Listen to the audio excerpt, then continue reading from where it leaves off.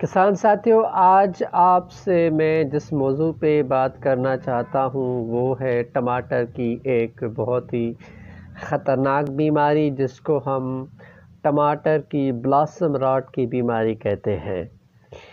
کسان ساتھیوں، یہ بیماری ٹماٹر کے علاوہ دوسری سبزیوں پر بھی لگتی ہے، جیسے مرچوں پر، بینگن، اسکواش اور تربوز پر بھی یہ بیماری دیکھی گئی ہے، لیکن یہ بیماری ٹماٹر پر زیادہ پرابلم کرتی ہے۔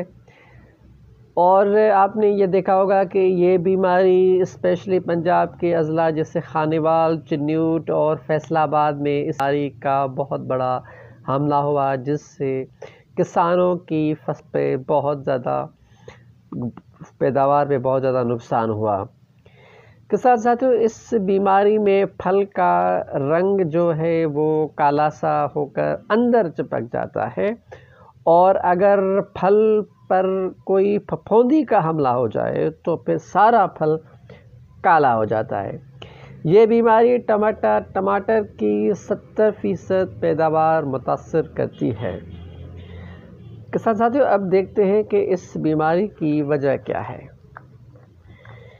کہا جاتا ہے کہ زمین میں کیلشیم کی کمی بلاسم راٹ کی بیماری کا واحد سبب ہے، لہٰذا ہمارے کاشتکار جو ہیں فوری طور پر گوارا کھاد استعمال کرنے لگتے ہیں، جس میں کیلشیم تقریباً 8% موجود ہے۔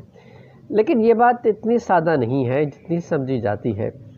اصل مسئلہ یہ ہے کہ بلاسم راٹ زمین یا پودے میں نہیں بلکہ پھل میں کیلشیم کی کمی کی وجہ سے ہوتی ہے۔ اس لیے یہ بیماری ان ویرائٹیز میں زیادہ ہوتی ہے جن میں پتے زیادہ گھنے، بھرپور، چوڑے اور ابتدائی پھل کے وقت تیزی سے نشو و نما پا رہے ہوتے ہیں۔ یہ مسئلہ ابتدائی جو فروٹ ہوتا ہے، پھل ہوتا ہے، اس پر زیادہ، اور بعد میں آنے والا جو پھل ہوتا ہے اس پر کم ہوتا ہے۔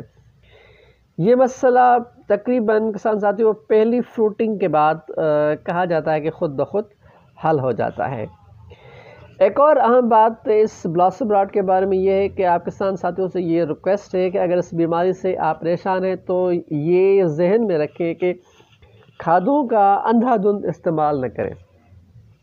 اگر آپ کی زمین میں نائٹروجن، فاسفورس، پوٹیشیم اور سوڈیم پہلے ہی سے زیادہ ہیں تو پھر جو کیلشیم ہے وہ پودے کے اندر داخل زیادہ نہیں ہو پاتی، کیونکہ آپ کی زمین میں پہلے سے ہی نائٹروجن، فاسفورس، پوٹیشیم یہ زیادہ ہیں، تو آپ جب پوٹیشیم کے لیے اتنی اسپیس نہیں بچے گی کہ وہ پودے کے اندر داخل ہو سکے، تو یہ چیز بہت امپورٹنٹ ہے کہ آپ یہ جو کھادیں ہیں NPK انتہائی اعتدال کے ساتھ اور کیلکولیشن سے استعمال کریں۔